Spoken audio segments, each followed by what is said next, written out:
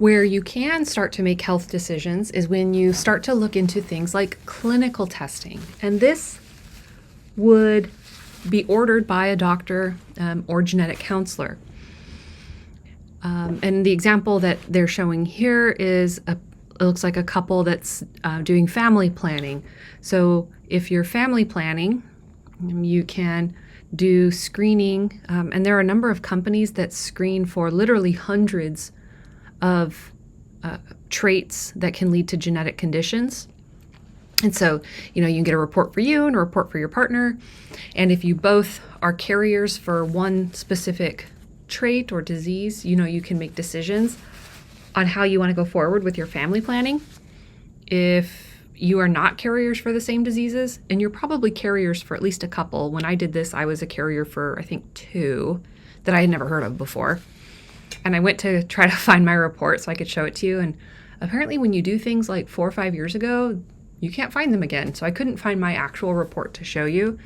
But yeah, so you can do that kind of screening. And it is relatively inexpensive. My insurance, I don't think covered it, but it was only about $250. So it's something that you could think about if you're doing family planning.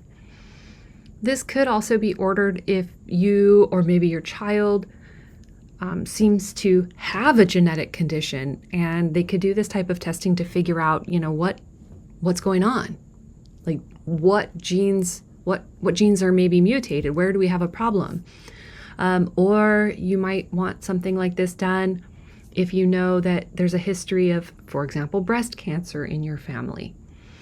Did your female relatives develop breast cancer? Perhaps you would want to be screened specifically for BRCA1 and 2, so you could understand your risk of potentially developing breast cancer. Generally, at least my experience was when doing this for family planning, they'll have you meet with a genetic counselor who just will tell you like, hey, these are your risks. I didn't have any. I had those 2 carrier conditions, but it wasn't a problem. So not a problem. But of course, when they do find a problem, that's when you talk to someone who is specifically trained not only in the genetics, but also has a background in psychology. So that's what a genetic counselor would have, is that ability to deliver the news to you in such a way and help you process it. And so there are things you could do, like to screen, like I said, the carrier screening for recessive diseases, things like cystic fibrosis. You can do specific genetic testing if you know something runs in your family, like breast cancer. And then, of course, they can sequence your whole genome, or at least the parts of your genome that are expressed. That's the whole exome, to look for mutations in cases of a suspected genetic condition in somebody who's already been born. And both with the direct-to-consumer and clinical testing, it's also important for us to think about the privacy of that data. Maybe you don't care. Maybe you're happy to have your 23andMe profile online. That's not a big deal to you, or maybe it is. So the data is often stored in a cloud. Whole genome sequencing, these are big files. And if you have thousands or millions of people who are doing this, that's a ton of data. And so they tend to not store it in like a physical storage, but in the cloud. And, what's been coming out when we're thinking about these kinds of things is that even if you delete your profile, so let's say, you don't want your profile on 23andMe anymore because you don't trust them, that data is still there. You just deleted your profile. And then, let's say you do the service anyway and you want to choose what you do and don't want to share. A lot of these companies don't have the clearest like opt-in, opt-out. So is it the default that you opt out of sharing and then you can select to share if you want to? Usually not. Usually the default is you opted into sharing, and you have to figure out what setting on the website is going to allow you to opt out. And by sharing, I mean with law enforcement companies, sold to pharmaceutical companies, etc. This is the privacy statement from 23andMe, And they do go on to say later that they never share with law enforcement unless they have a warrant. So they wouldn't let law enforcement just kind of, upload a profile and like randomly pick your match, right? So that's what they say. And there have been data breaches, not with 23andMe, but there was another company that had a data breach, and that can be exposure of sensitive data, right? That's your genetics. That's you. You are the only one, unless you're an identical twin, you are the only one with your genetics. It's very, very sensitive data, and that could lead to things like identity theft or misuse of health data. So these companies have a really big responsibility. You are trusting them, even if you are just doing it for fun, you are trusting them with literally who you are at the DNA level. So there are, though, some legal protections of your genetic data. In 2008, Congress passed what's called the Genetic Information Non-Discrimination Act. In theory, this is supposed to protect against genetic discrimination in health insurance and employment. So I've talked before about, well, what if they screen you and it turns out you have these alleles that could lead to obesity or depression or addiction, right? So if your health insurance company sees that you have a genetic predisposition to obesity, I told you, well, what if they decide they want to block your health insurance? In theory, as of right now, they can't. I trust no one in government. I feel like anyone who wants to be in government, there's something wrong with you. And they're probably, this is my conspiracy theory. I think everybody in government is being paid off by somebody. So I would not be surprised if at some point that law got repealed. So, just I always keep my ear to the ground, and you have to make informed decisions when you're voting. Like, do you support this still, or do you want to get rid of it? So, think about all those things.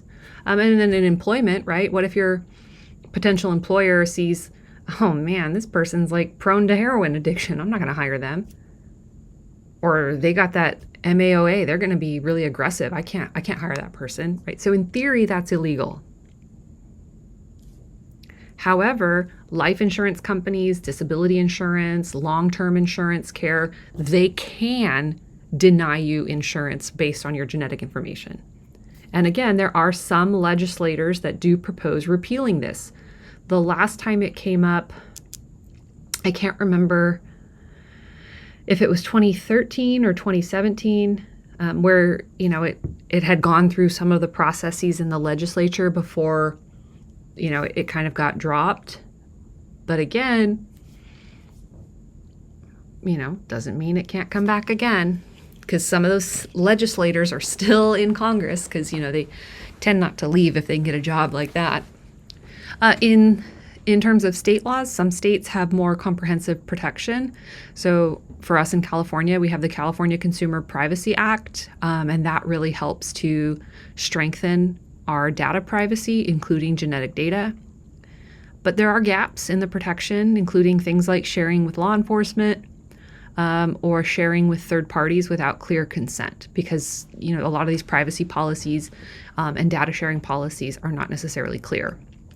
And so I found this headline from a few years back, so I imagine the number's a little bit higher now, but we will find you. The DNA search used to nab the Golden State Killer can home in about 60% of white Americans. That's huge. And again, if somebody says, hey, we ran this serial killer's DNA through the database and they're probably a relative of yours, I'm going to say one of two things. Well, one, yeah, go get them. I don't care. But two, I'm adopted. I don't know who that person is, right? So I'm not going to be very helpful.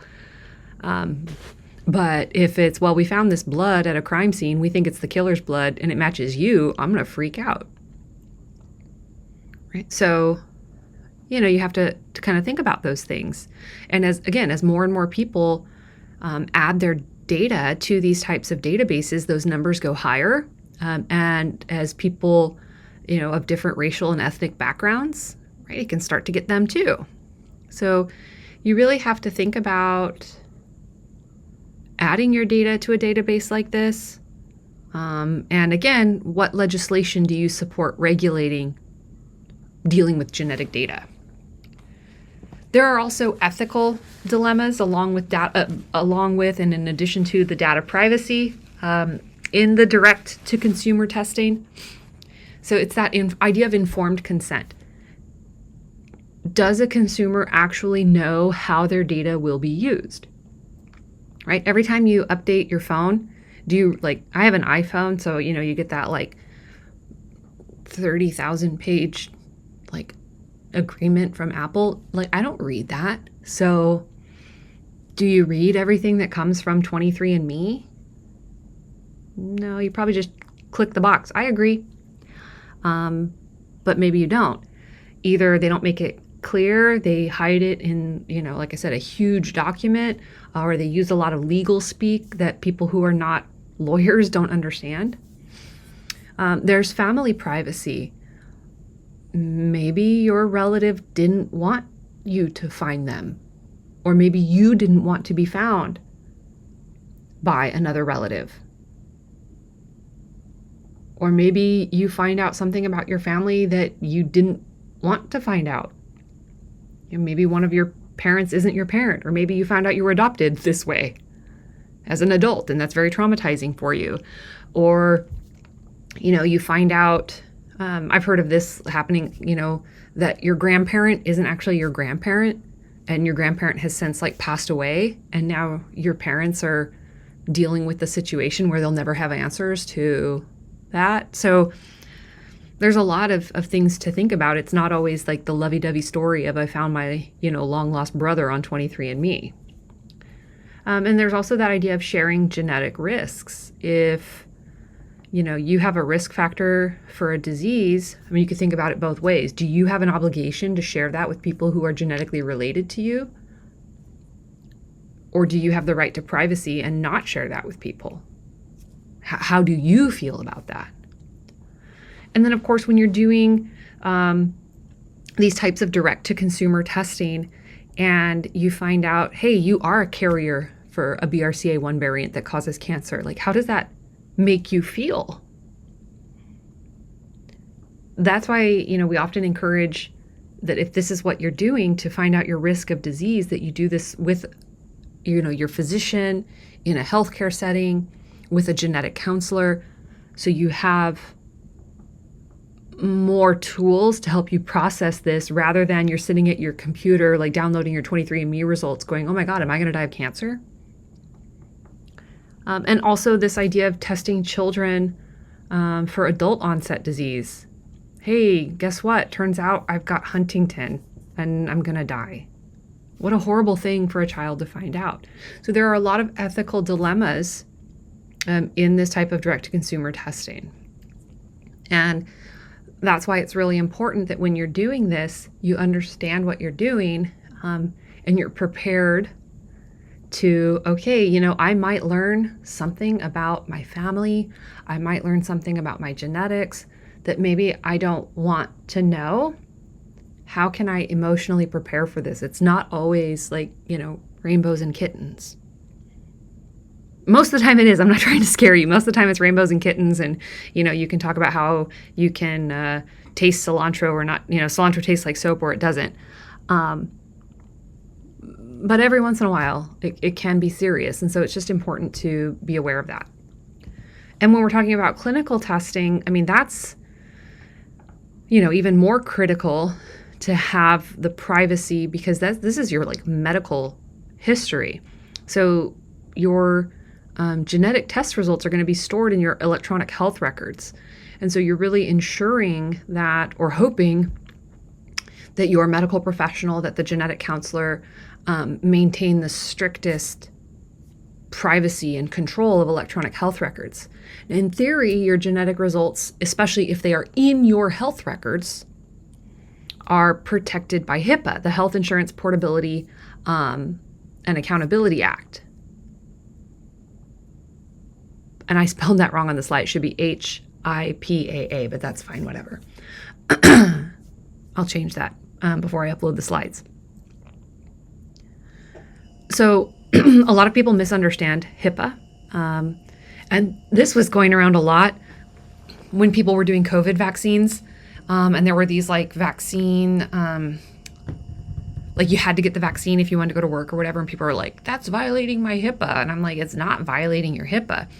Violating your HIPAA is if your doctor calls your work and says, hey, Bob didn't get his COVID shot. Like your doctor can't share your information. Or if a nurse looks up, your employer calls the hospital and says, hey, did Bob get the COVID shot? And the nurse says yes or no, right? That's violating HIPAA. Anybody can ask about your health.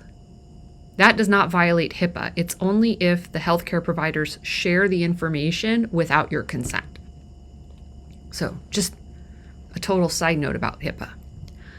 The informed consent when we're talking about clinical testing, that you should be receiving detailed information about what the purpose of the test is, what the risks and implications are of testing. Are you going to potentially find out something that you don't want to know? Are you prepared to deal with that? The family implications. Again, you find out that you're a carrier for a trait. Let's say you're an adult and it turns out that you're a carrier for Huntington's disease. Do you have to share that with your children? I think you should. Or if you find out that you have the BRCA1, do you share that with your sisters? Maybe you don't get along with your sisters. And then there's access to testing. I said, hey, when I did that genetic testing before pregnancy, it was only like $250. But for some people, $250 is a lot. For me, I was able to afford that. But other types of tests could cost even more money. And health insurance is not necessarily required to cover those, as mine didn't. But people also can't always afford health insurance, right? Again, I'm very fortunate. My job covers my health insurance. So I don't have to pay for health insurance. I get it through work. And I can afford $250 for a test. But that doesn't mean that everybody has that same access. So that is also, an ethical consideration. Should we provide access to everyone who wants it? How do we do that? Who's going to pay for it? Things like that. So overall, I think, direct-to-consumer testing and clinical testing of your genetics is, especially the direct-to-consumer, can be a lot of fun. The clinical testing can be critical for ensuring, the health of your children, ensuring your future health. But there are some considerations to be made every time you think about doing something like this.